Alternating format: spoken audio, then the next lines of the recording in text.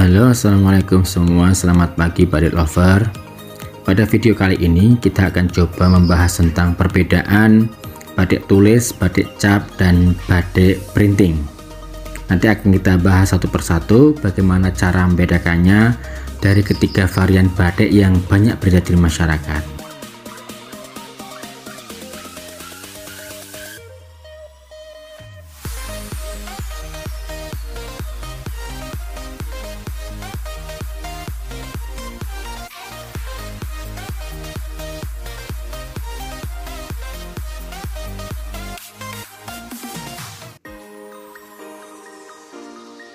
Seperti yang kita lihat ini adalah contoh dari batik tulis klasik.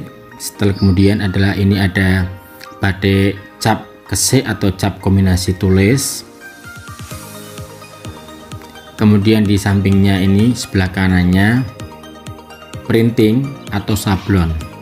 Masyarakat Indonesia menyebutnya batik printing, meskipun prosesnya tidak selalu printing.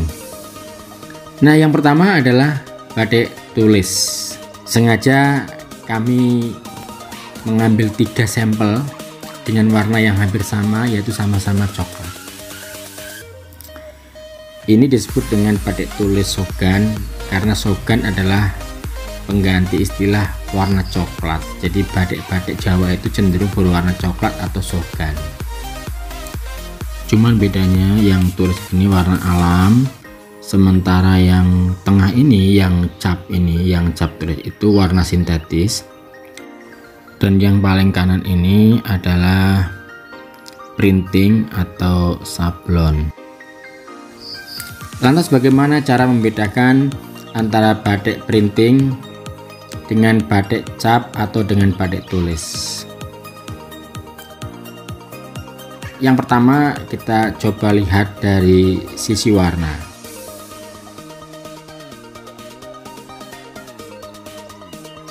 Cara yang pertama adalah dengan membuka kain, kita bandingkan antara sisi dalam dan sisi luarnya. Ini adalah cara mengenali yang paling gampang. Kalau sisi dalam dan sisi luarnya warnanya sama, tidak ada perbedaan yang mencolok, maka dapat dipastikan ini adalah ciri batik tulis, bukan printing.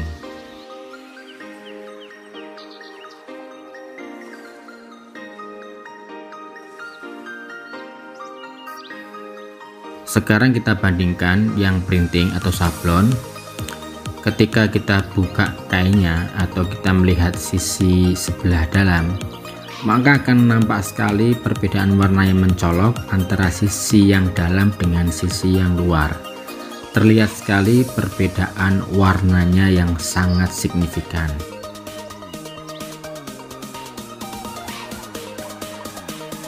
Sekarang kita melihat batik cap tulis ini hampir sama dengan batik tulis, yaitu batik cap itu sisi sebelah dalamnya maupun yang luar itu warnanya sama seperti halnya dengan batik tulis.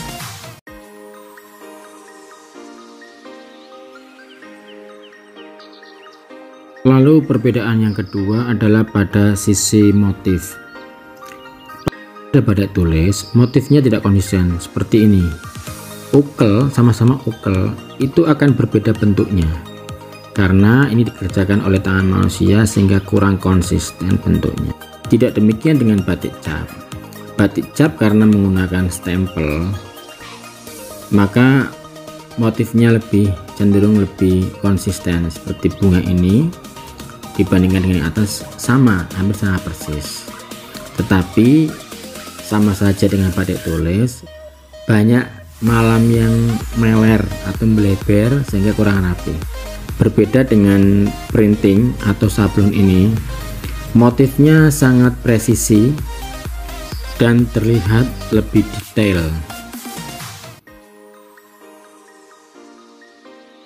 Batik printing atau sablon ini banyak beredar di masyarakat karena harganya yang cukup murah dan biasanya digunakan untuk seragam-seragam yang kuantitinya besar. karena pengerjaannya lebih cepat dibandingkan proses membatik sendiri. Kebanyakan anak-anak sekolah di Indonesia itu menggunakan batik printing.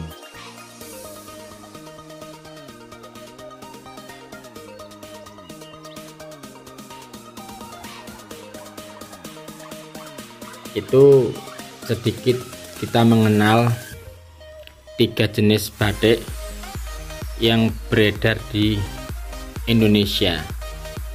Mau tidak mau kita harus akui bahwa itulah yang beredar di masyarakat. Meskipun menurut UNESCO bahwa yang disebut batik adalah yang melalui proses mengalirkan malam, sehingga yang disebut batik itu adalah batik tulis dan cap. Tetapi faktanya yang ini juga banyak beredar di masyarakat, justru paling banyak beredar di masyarakat. Kenapa?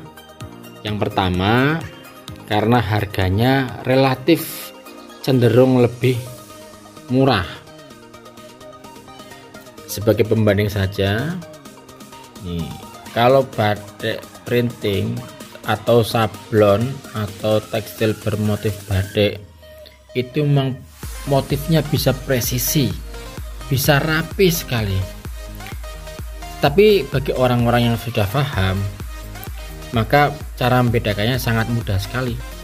Meskipun dia lewat foto tidak usah membuka kain seperti ini. Kalau membuka kain kan jelas perbedaannya. Tapi bagi orang-orang yang sudah terbiasa, dengan hanya melihat motif saja yang rapi dan presisi, maka sudah dapat dipastikan bahwa itu adalah motif batik, tekstil motif batik. Prosesnya adalah sablon. Ada juga yang prosesnya printing, itu menggunakan mesin-mesin besar. Prosesnya seperti halnya kita memprinting kertas menggunakan komputer. Tetapi yang banyak beredar di masyarakat adalah sablon. Sebetulnya sablon bukan printing, karena memang prosesnya adalah proses sablon seperti orang menyablon kertas, hanya ini medianya menggunakan media kain. Jadi saya kira itu sebagai awalan bagaimana kita mengenali batik-batik yang beredar di masyarakat dan bagaimana cara membedakannya.